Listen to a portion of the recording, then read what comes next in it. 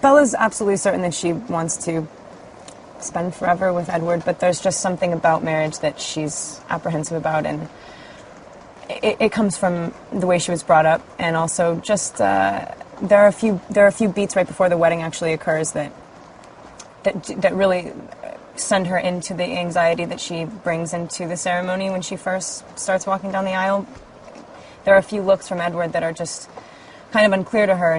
Bella wants to obviously have the baby, and Edward's just terrified of it and thinks that it's going to destroy her, and thinks that she's ridiculous for thinking that she's strong enough to have a vampire baby, because he thinks it's just like, you know, Satan's spawn, because that's how he feels about himself.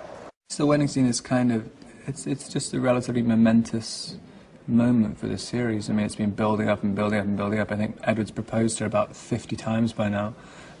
So it'd be quite nice. At least he doesn't have to propose anymore. Edward can't have a totally whole friendship with him, because Jacob doesn't want one, really, and Edward doesn't want one with him either in the first one.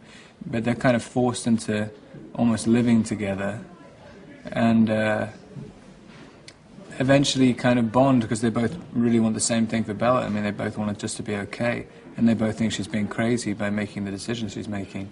And Jacob is one of the people who wants to push Bella in the other direction just as much as Edward does. So they kind of bond over that. Towards the beginning of the movie, he's still the same Jacob he always has been. He's jealous, he's still into Bella, and he's hot-headed. Throughout the movie, he matures a ton. It was awesome for me as an actor to, you know, try and bring alive the old side of Jacob and now the new mature side.